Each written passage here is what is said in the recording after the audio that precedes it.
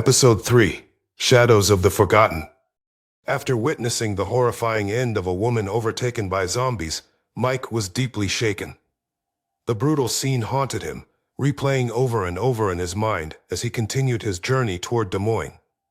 The encounter underscored the ruthless reality of the New World, a constant battle for survival against relentless foes.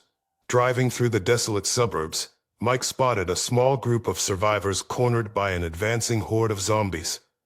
His instinct was to help, to intervene and save them, but the memory of the woman's desperate, reaching hands restrained him. With a heavy heart, he decided to evade the confrontation. It wasn't just about avoiding risk. He was barely equipped to take care of himself, let alone others.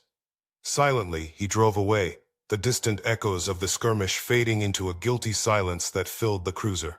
As Mike approached the outskirts of Des Moines, his focus shifted to a rumor he'd heard back when the world was still normal: a military outpost, hidden away near the city, supposedly stocked with supplies and possibly a safe haven. When he spotted a partially obscured trail veering off the main road, curiosity piqued. It could lead to the rumored outpost. The decision to investigate was driven by necessity. Supplies were running low, and the cruiser's fuel gauge was a constant reminder of his precarious situation. Turning off onto the trail, the surroundings grew increasingly wild, the path overgrown and barely discernible. The trees closed in, their branches scratching against the vehicle's exterior like the fingers of the undead. The trail ended at a chain-link fence topped with barbed wire, partially hidden by overgrowth. Beyond it stood the outpost, a series of low buildings, their once military purpose now obscured by time and neglect.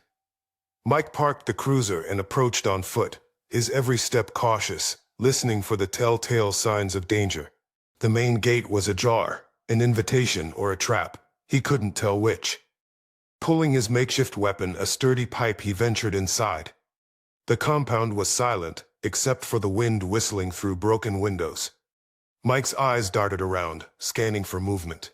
He found signs of recent occupation: a makeshift barricade, a fire pit with ash still warm suggesting others might have sought refuge here. But now it was abandoned, or so it seemed. Exploring the main building, Mike discovered a cache of supplies. Non-perishable food, medical kits, and most importantly, ammunition. His relief was palpable. Here was a chance to stock up, to prepare for whatever lay ahead. But the outpost held more than supplies. In a locked room, accessed after a tense hour of searching for keys, Mike found documents, maps, correspondence, reports, all pointing to a government awareness of potential biological threats long before the outbreak. The implications were staggering. Had the outbreak been anticipated, ignored, engineered? Mike's mind raced with questions, none of which he could answer now. He gathered the documents, knowing they might be crucial later. His backpack now brimming with supplies, Mike felt a weight lifted off his shoulders. He was better equipped than he had been since the outbreak began. But as he prepared to leave the room, a glint of metal caught his eye from under a dusty tarp. Pulling it back, he discovered a short-wave radio set, complete with a manual and a map of radio frequencies used by the military. This find was particularly significant.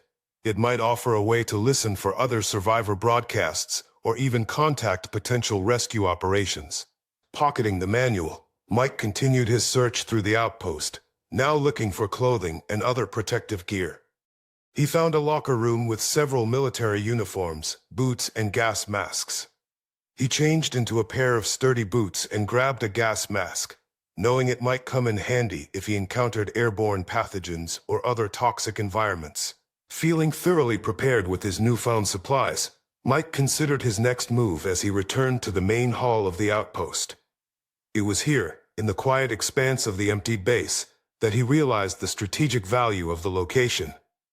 The outpost, though somewhat dilapidated, offered solid defenses and an advantageous position away from the city's core, where the zombie density was likely higher.